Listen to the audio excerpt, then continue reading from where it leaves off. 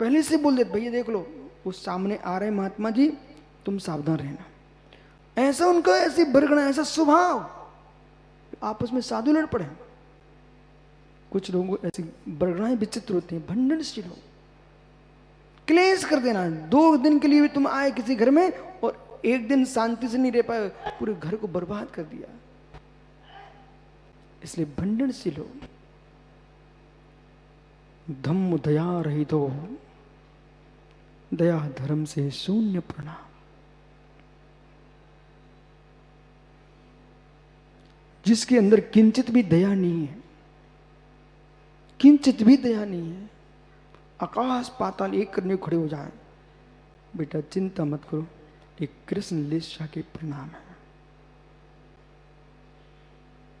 जो व्यक्ति ऋण में मरण करना पसंद करता है, यश चाहिए, धन लुटा देगा, भले भीख मांग के खा लेगा, लेकिन मेरा नाम करना चाहिए, एक कापूत लीला के लक्षण है। कापूत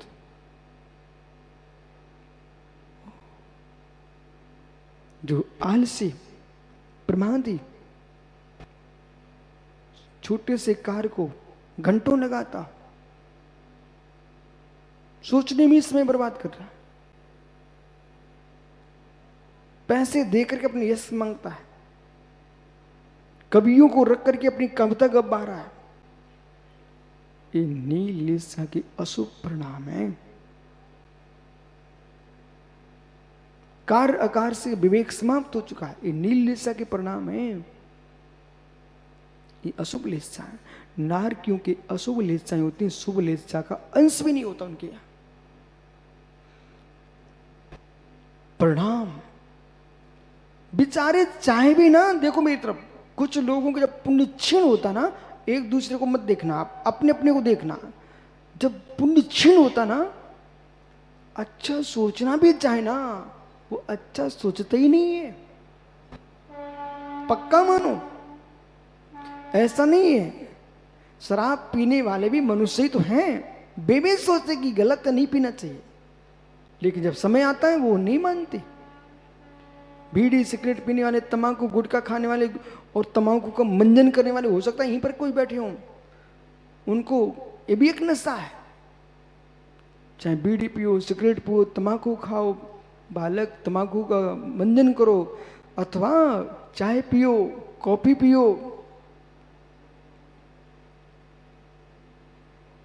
ये सब तलब है, तलब, विषण है, विषण, नशा।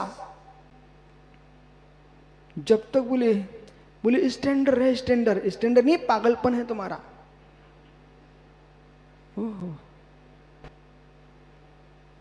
बोले बिना चाय के नहीं जी सकते, बिना हुक्का के साधना नहीं हो सकती।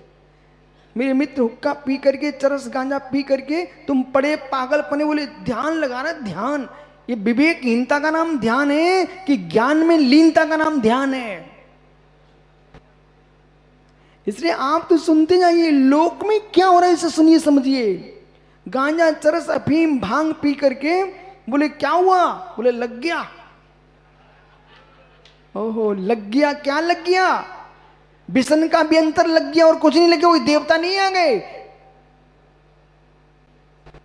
ओहो, लग गया ज्ञानी।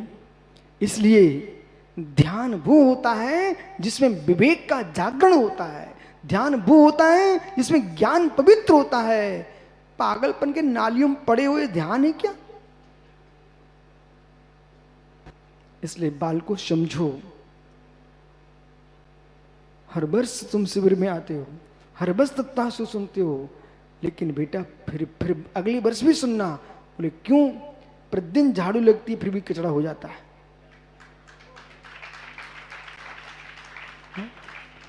नित्या शुभ लेशा परिणाम, उनके अशुभ ही परिणाम होते हैं, अशुभ ही परिणाम होते हैं।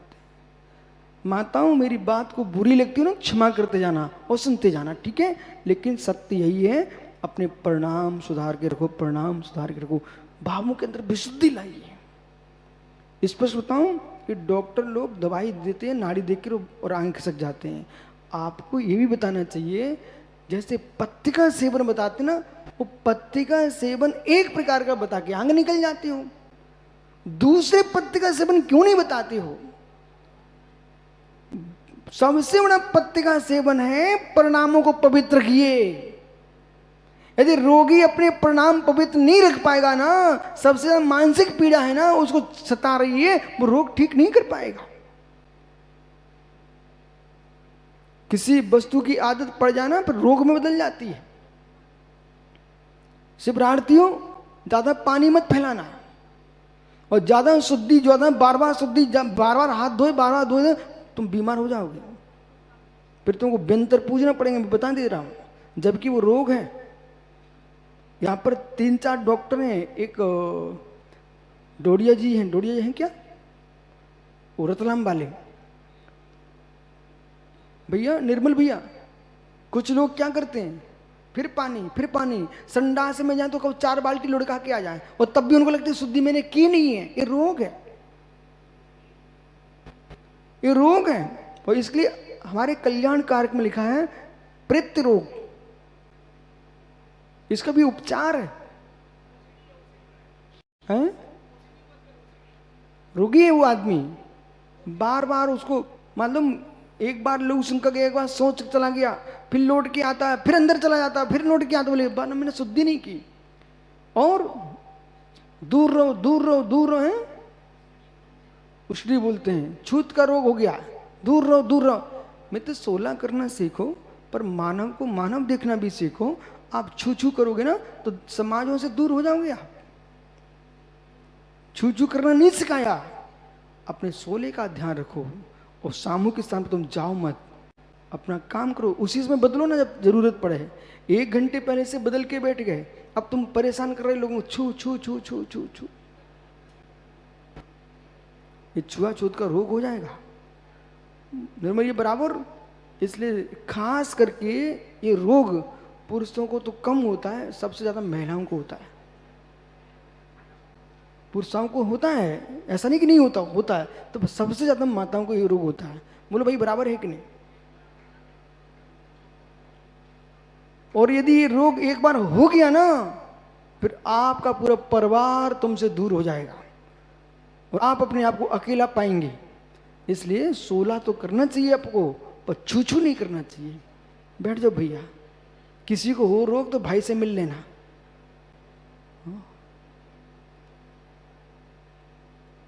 प्रणाम, अशुभतर प्रणाम, लेस्या स्थान प्रणाम, देह नार, क्यों ये शरीर है ना, ओहो, कुब्जक संस्थान, बेडोल हुंडक संस्थान, बेचारे सुंदर होने की चेष्टा भी करें पर सुंदर नहीं हो पाते। कुछ लोग मालूम अच्छी कंघी भी करके आए, अच्छा तेल भी भर के आए, तो जोकर जैसे और लगने लगते। आप लोग देखना नहीं मुझे, आप तो सुनते चलो, लेकिन ये सत्य कह रहा हूं, सत्य। शरीर में चमक भी पढ़ेंगे अपन, 8वां अध्याय भी पढ़ेंगे। शरीर में चमक भी, 6वां अध्याय भी पढ़ोगे। शरीर में चमक भी पुण्य से आती है, पुण्य के क्षय होने पर शरीर की चमक भी समाप्त हो जाती है। राजा की पोशाक पहना तब भी जोकर लगे, और वे पूरे कपड़े उतारने दिगंबर हो जाएं तब भी साँचे लगे। पुण्य की चमक है, पुण्य की चमक। लीशा प्रणाम, देह नार, क्योंकि देह भी अशुभ होती है। वेदना, वेदना, विचारों के अंदर तीव्र वेदना होती है। और कुछ ऐसे रोग हैं, शरीर पूरा स्वस्थ दिखता है, ऐसे रोग होते हैं शरीर पूरा स्वस्थ दिखता है, पर बेचारा अंदर अंदर कितना पीड़ित है, उसकी पीड़ा को कोई नहीं समझता। लोग उपहास और करने लगते हैं। ये अशुभ कर्म का तीव्रता है। इसलिए विक्रिया, वे लोग अच्छा कभी सोच ही नहीं पाते। उनकी विक्रिया भी होगी ना तो उल्टी होगी। वृक्ष बन के आ जाए, अस्त्र बन के आ जाए, भाला बन के आ जाए, बर्छा बन के आ जाए, पशु बन के आ जाए, ऐसी खोटी खोटी विक्रिया होती है। और वो विक्रिया उनकी सारी की सारी उल्टी सीधी विक्रिया है। प्रथम नरक से चौथे नरक तक ये नारकी उष्ण वेदना को प्राप्त होते हैं। 5वें नरक के उपरम भाग में उष्ण वेदना, नीचे शीत वेदना। 6वां 7वां ये 2 नरक शीते शीत हैं। ओहो, मालूम, जो चाय में और क्या अदरक डाल करके बोले गर्मी आना चाहिए, गर्मी आना चाहिए। चिंता मत करो, गर्म नरकों में जाके पूरी तुम्हें गर्मी मिल जाएगी। और कूलर में पानी भर भर के खूब ठंडी हवा ली, खूब ठंडी हवा ली, ले लो बेटा हवा, ले लो ले लो। 6वां और 7वां नरक ठंडी ठंडे हैं। अब एक दूसरे के चेहरे मत देखो, जो है सो है। कुछ लोग तो देखते कहां चल रहा वहीं पहुंच जाते, भी नार की भी खोज खोज के पकड़ते। फिर परस्परो धीरे दुखा, एक नारकी दूसरे नारकी को परस्पर दुख देते हैं। उनका सब उल्टा उल्टा होता ना, कुवदी ज्ञान होता, विभंगावती। कोई माँ अपने बच्चे को आंख में अंजन लगा रही थी, वे उसको बैर बता देंगे, बोली देखो ये तुम्हारी माँ तुम्हारी आंखें फोड़ रही थी। वो जीव आकर के उसको आक्रमण कर देता। तिल तिल करें देह के खंड, असुर बढ़ावे दुष्ट प्रचंड। वे असुर जाति के देव, अम्बरीश जाति के जो देव हैं, नरक की नारकियों को वहां जाके लड़ाते हैं। जैसे यहाँ थोड़े वो धर्मात्मा जीव होते हैं ना, मंदिर में रोज घंटी बजाते हैं, वो चुगली करना नहीं छोड़ते। नीलेश, यहाँ की बातें वहाँ की बातें ऐसे कर करके थोड़ा पुण्य कमा लिया बेचारों ने। ऐसे पुण्य करने वाले ऐसे जीव नरकों में जा करके असुर जाति के देव बन करके नारकियों को लड़ाते हैं। ऐसे अब कहीं मिल जाना बेटा कोई चुगली करते तो कहते हैं हे अम्बरीश, क्यों तू नरक में जाकर असुर बन करके जाना चाह रहा है, ऐसा काम मत कर। देश में, समाज में, राष्ट्र में अखंडता फैलाओ, असुर बन के मत आओ, असुर बन के मत आओ।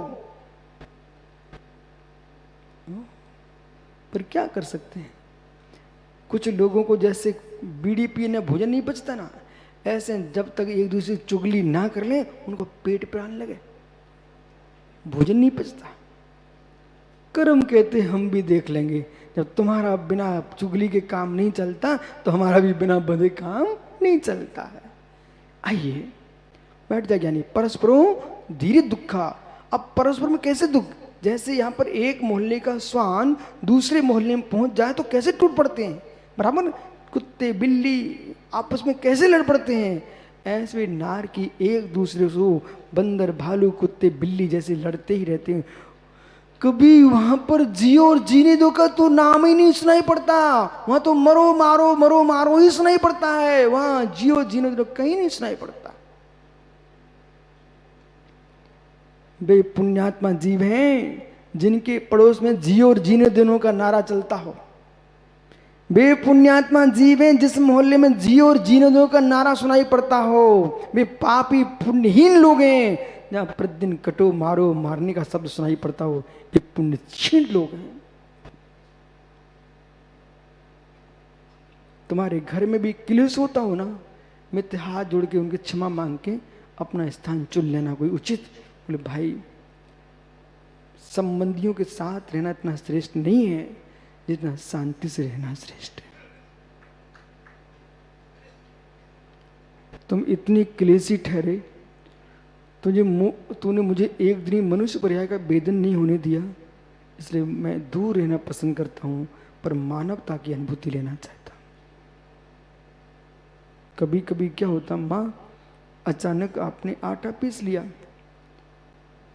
खूब 2-3 टंकी पीस के रख लिया, पर इतना नहीं समझ पाए कि इसमें कंकड़ पिस गए।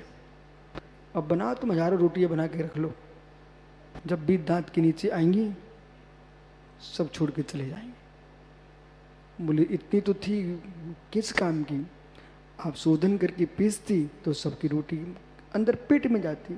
जैसे आटे में कंकड़ पिस जाए तो किस किस आता है, कोई खाना पसंद नहीं करता है। ऐसे जिन लोगों के जीवन किस किसे हैं उनके साथ कोई रहना पसंद नहीं करता।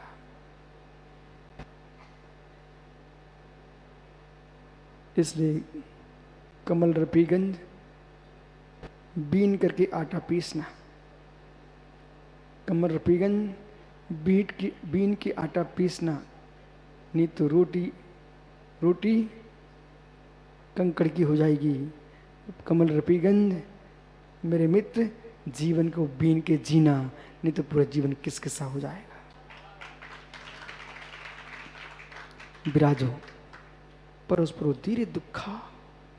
एक नारकी दूसरे नारकी को बहुत कष्ट देते, बहुत कष्ट देते।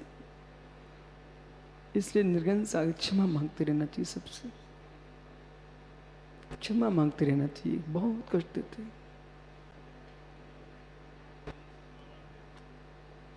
लेकिन क्षमा भी मांगो, प्रणव सागर प्रत्याख्यान भी करना चाहिए। प्रतीक उनके साथ साथ तुम प्रणव सागर को कहां छोड़ आए, उन्हें भी लेवा लाते। मित्र, क्षमा मांगते रहना चाहिए, लोगों को समझाओ, बस इतने समझाने मत डूब जाना कि अपने परिणाम ही किस किसे हो जाए। संक्लिष्टा स्रो धीरे दुखास प्राप्त उतर्थ्या, प्राप्त उतर्थ्या। चौथे नरक के पहले तीसरे नरक तक संक्लेश प्राणी असुर जाति के देव जो हैं वहां जाकर के नारकियों को परस्पर में लड़ा करके आनंद लूटते हैं, उनका बैर बता बता करके। जैसे आपने देखा यहाँ पर, ओ पिल्लों के लिए 2 पिल्ले लड़ा दिए, आपने तीतर लड़ा दिए, मुर्गे लड़ा दिए। कौन सा खेल चलता मालूम सुब्रत साई आपको? बड़े बड़े पहलवान खून खच्चर कर देते, मार पीट करके।